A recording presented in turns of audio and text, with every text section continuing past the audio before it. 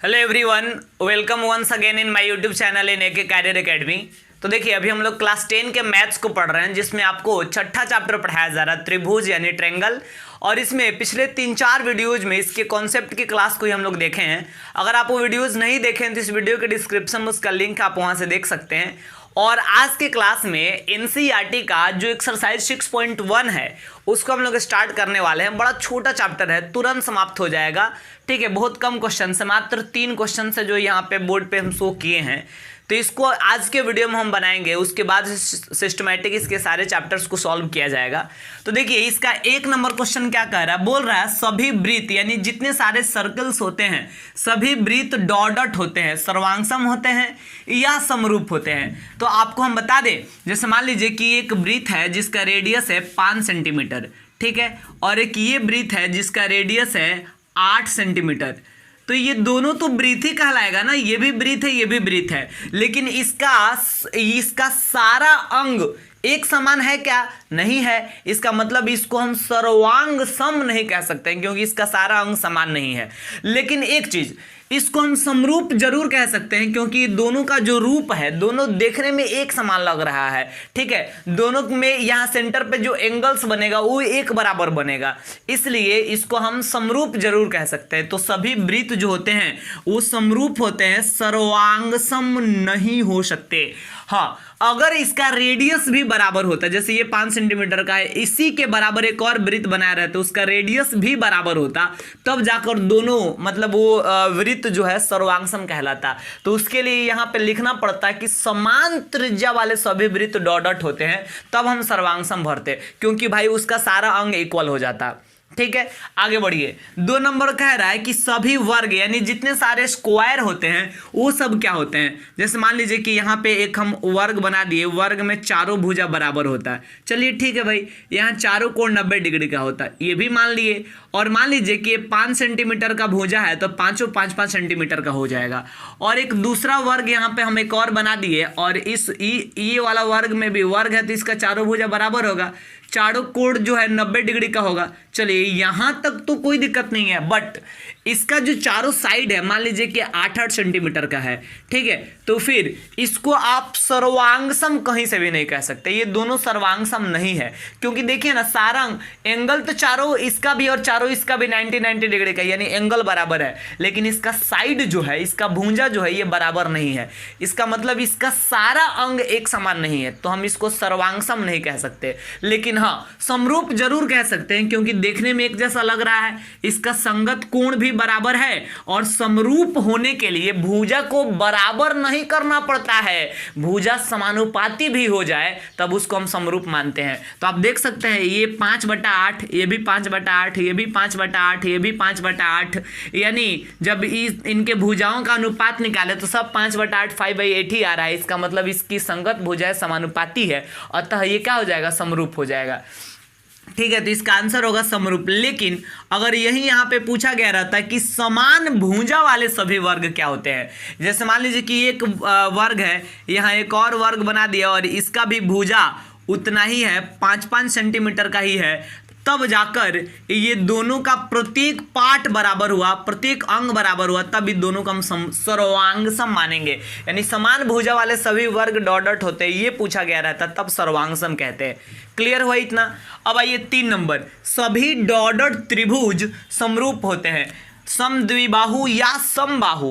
बताइए, समबाहु त्रिभुज, प्रत्येक समबाहु त्रिभुज समरूप होते हैं या प्रत्येक समद्विबाहु त्रिभुज समरूप होता है, ये क्वेश्चन में पूछ रहा है। तो इसका आंसर तो होगा वैसे समबाहु, यानी सभी समबाहु त्रिभुज समरूप होते हैं। क्योंकि देखिए, त्रिभुज की जहां तक हम बात करते हैं तो त्रिभुज की किसी भी त्रिभुज के सर्वांग क्षमता के, यानी किसी त्रिभुज के सिमिलर होने के 3 कंडीशन होते हैं, 3 शर्त होता है, और तीनों में से कोई भी एक शर्त अगर फुलफिल हो गया तो उसको हम समरूप मानेंगे। दोनों त्रिभुजों को कोई भी एक अगर पूरा हो गया तो, जिसमें पहला शर्त कहता है कि संगत कोण बराबर होना चाहिए, यानी दोनों त्रिभुज का जो एंगल्स है वो इक्वल होना चाहिए, कॉरस्पॉन्डिंग एंगल। तो समबाहु त्रिभुज अगर ये भी है और ये भी है तो समबाहु त्रिभुज का तीनों कोण 60-60 डिग्री का होता है। समबाहु त्रिभुज उस त्रिभुज को कहते हैं जिसमें तीनों भुजाएं और तीनों कोण आपस में बराबर होते हैं। तो भाई तीनों कोण जब बराबर होगा और 180 डिग्री होता है ये तीनों का योगफल, तो 60 डिग्री का डेफिनेटली होगा। चाहे कोई भी समबाहु त्रिभुज हो उसका तीनों कोण 60 डिग्री का ही होगा। तो चूंकि ये वाला एंगल और ये वाला दोनों ट्रायंगल जो हम देखें, दोनों ट्रायंगल का एंगल्स जो है, एंगल का वैल्यू बराबर है, इसलिए ये दोनों त्रिभुज को हम समरूप मानेंगे। क्यों भाई?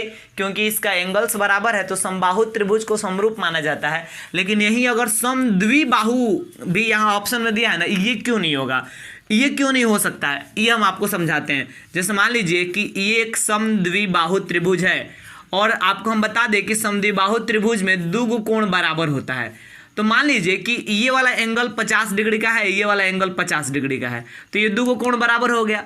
तो समद्विबाहु त्रिभुज इसको मानेंगे, लेकिन 50 50 100, तो ये कितना डिग्री का बचेगा? 80 डिग्री का बचेगा, तबे तो जोड़ने पर 180 होगा। और इसको मान लीजिए यहाँ पे हम आपको समझा दें, ये है 55 डिग्री का और ये भी है 55 डिग्री का, तो ये भी समद्विबाहु त्रिभुज है, दो कोण बराबर है। तो 55 55 110, तो ये बचेगा 70 डिग्री का, तबे तो जोड़ने पर 180 होगा। तो ये दोनों समद्विबाहु त्रिभुज है, लेकिन दोनों समरूप नहीं है। क्यों समरूप नहीं है?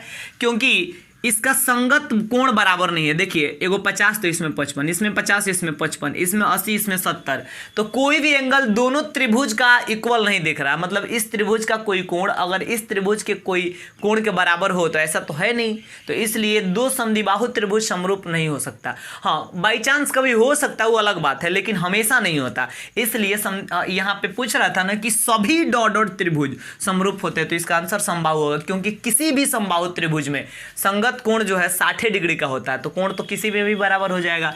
आगे चलिए 4 नंबर, भुजाओं की समान संख्या वाले दो बहुभुज समरूप होते हैं यदि उनके संगत कोण क्या हो? बराबर हो। दो बहुभुज है जिसकी भुजाओं की संख्या समान है, मतलब मान लीजिए कि एक बहुभुज है जिसमें 6 गो भुजा है और दूसरा बहुभुज भी है जिसमें 6 गो भुजा है, तो उसको हम समरूप मानेंगे। कब? अगर उसका संगत कोण बराबर हो जाए और उसका संगत भुजा समानुपाती हो जाए। ये तो हम त्रिभुज के समरूपता में भी बताए थे कि दो त्रिभुज समरूप होते हैं अगर उसका संगत कोण बराबर और उसकी संगत भुजाएं समानुपाती हो। ठीक है, अब 2 नंबर देखिएगा, कह रहा है निम्नलिखित युग्मों के दो भिन्न भिन्न उदाहरण दे।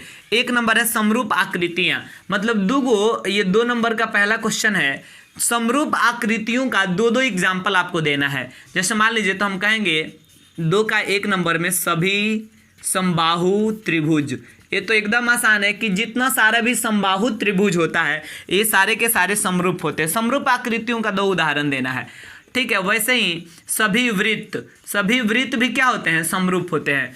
और इसका 2 नंबर क्वेश्चन कह रहा है कि 2 एग्जाम्पल इसका भी देना है ऐसी आकृतियों का जो समरूप नहीं है। ठीक है, तो अब देखिए ये भी आसान है, ये भी कोई मुश्किल है नहीं।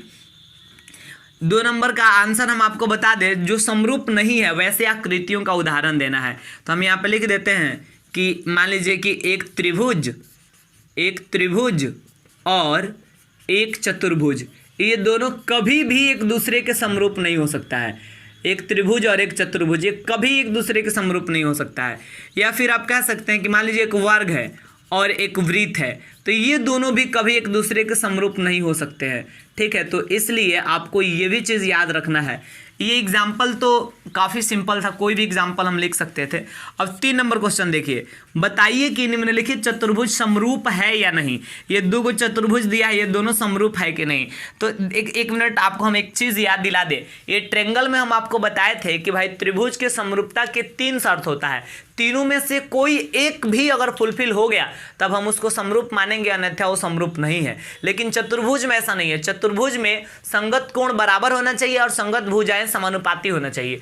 ये दोनों शर्त अगर फुलफिल होगा तभी हम समरूप मानेंगे चतुर्भुज को। तो आप यहाँ पे देख सकते हैं कि इसका संगत भुजा समानुपाती है 1.5/3, 1.5/3, 1.5/3, 1.5/3, यानी सब कटाएंगे तो 1/2, 1/2, 1/2, 1/2 आएगा। संगत भुजा समानुपाती है, लेकिन इसका चारों कोण 90 डिग्री का है, इसका कौनों कोण 90 डिग्री का नहीं है। तो इस आधार पे संगत भुजाएं तो समानुपाती हो गया, लेकिन संगत कोण बराबर नहीं है, तो इसलिए इसको हम समरूप नहीं मानेंगे। तो 4 नंबर का आंसर हो जाएगा नहीं, क्योंकि पूछ रहा था कौन त्रिभुज चतुर्भुज समरूप नहीं है, सॉरी ये निम्नलिखित चतुर्भुज समरूप है या नहीं, तो इसका आंसर क्या हो जाएगा, नहीं। तो इस प्रकार ये जो एक्सरसाइज 6.1 था ये कंप्लीट हो गया। काफ़ी आसान चैप्टर था, आपको समझ में आया होगा। तो इस वीडियो में हम इतना ही रहने देंगे और अगले वीडियो में स्टार्ट करेंगे एक्सरसाइज 6.2 को।